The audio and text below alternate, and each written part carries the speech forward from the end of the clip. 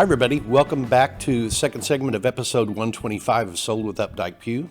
We have a very exciting second segment. I feel like the last 4 or 5 weeks we've talked about different things in Dallas, trying to give everybody a flavor because it seems like more and more people are relocating to Dallas and give them things that they might not know. It was fun today because when we came into the studio and started talking about today's topic, lo and behold, it looks like we should have consulted Jason, our producer, because Jason literally stands up to tell us how many of these venues not on the list that he's played at personally. So if he wants to jump in at any time and give his 2 cents, you're welcome. Yeah, absolutely.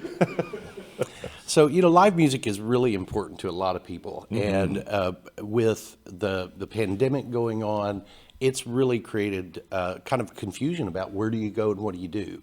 They haven't really started the big concerts in American Airlines Center, Right. and all of those places. And, those are all easy to know about. What we wanted to do today was talk about 5 live music venues that you may not know exist. Yep. And number 1 is the Granada. And I love the Granada. The Granada is on Greenville, not quite low Greenville, I wouldn't say. Good restaurants in and around that area to go grab something to eat at. It is a true little gem of Dallas. I've been there multiple times for New Year's Eve because Jonathan Tyler and the Northern Lights, one of my favorite bands, actually plays there on New Year's Eve all the time, and it is a great configuration. The venue is not too big, which I really liked about that. Almost has a feeling of like a Majestic. As you can see here, there's paintings on the wall and ceiling. This is a configuration that we don't typically see that often. Usually it's more like open standing instead of the, but it's great to know that you can do this. And here's the balcony as well.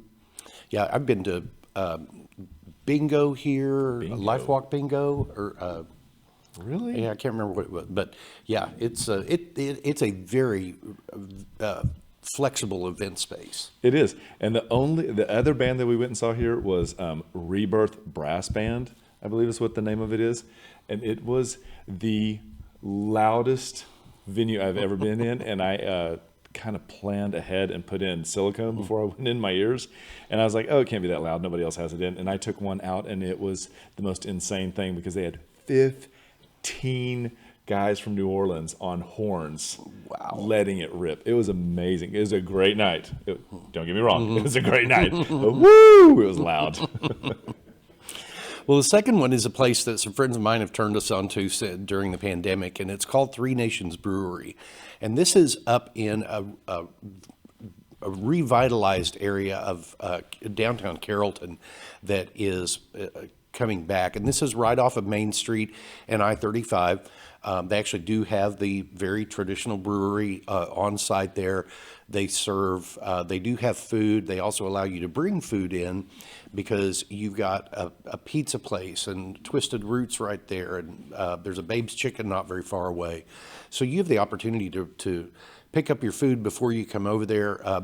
I'm not a big beer person. My flavor profile for beer is very narrow, but they always have something on tap that I like. I love beer. Let me just put that out there. Okay. And I would just say, so I haven't been to this one yet, but I think that looking forward to this summer, this will definitely be on the to-do list. As far as the beers go, all day long I'll have that. I like the indoor-outdoor space that it also provides because I think as people get tired of like maybe being in the middle of that, this is a really great way to get a breather. So be sure to check this one out.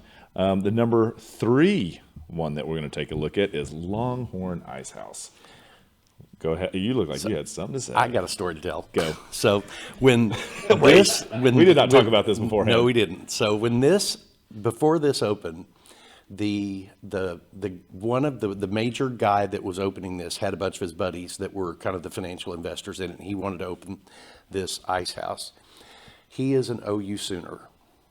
Okay. And they were standing around in a meeting talking about what to name it, and he was the one that said, let's call it Longhorn Ice House. And all of his investors were like, that's it. And he said instantly he realized what he had done. Might as well just trot Bevo in there. Yep. Golly. But the place has been a roaring success from what I understand. It's a great place. And the other thing, too, is easy access to this one. This one actually has I feel like this could be a place where you could go have dinner, go shoot pool, and then stay a little bit later. If you go to their website, it's really great too, and it's surprising the versatility in that menu that they have. So check this place out. Again, a really fun little place. As we all are trying to get ready for the spring and the summer to figure out what to do, this is definitely one of the places you want to check out. Definitely. And number 4, we're kind of running to the other end of the spectrum with this one. This is one of my favorites. So this is the place where you go in the evenings after you've already had dinner, and you may just need one more glass of wine or one more martini, and this is where you head. It's the Melrose. Yeah, the library bar. I love it. This is also a great place to go have happy hour beforehand. Just as a heads up, they have the best tuna tartare in town. This is really fun. Great Manhattans as well. But the jazz that gets kicked off, you need to get there a little bit early. If you come in too late, if you come in about 10:30, it's going to be a bit of a struggle. You will be standing, but great leather chairs, easy seating. They always have a really great jazz singer up, maybe a piano to back her up, maybe a bass. I think I've seen someone with a cello, but overall it's a really easy, fun location. It really is. And our friend Margaret Balfour and I have spent many evenings drinking exactly that drink Yes, you have. and having the tuna tartare. Because I think she calls me if you don't get over there. Right. The other thing too is because it's connected to a hotel. If you are overserved, it is a quick step to the front desk to get a room to spend the night. So don't miss out on that one. So the last place that we're going to talk about today is down in the Cedars, and this is a place that is called Lee Harvey's. It's amazing. So Lee Harvey's, I guess it's going to be 30 and accurate is how you're going to get all the way down to this. And it is you would feel like you're not going to go where you need to be, and then out of nowhere you take a left and then take a right, and you're right there at it. A great local stomping grounds. It really is, and it is such a hole in the wall, but it is such a great hole in the wall. We've seen several live bands there, and we were talking about this earlier. So on Friday night of this week is a band called the Rich Girls, and they are a Hall & Oates cover band. One of the guys in our office is in that band, and it turns out that Jason also knows one of the guys in the band. So you can see the outdoor performance area that they've got. It's picnic tables. They do have an indoor bar area.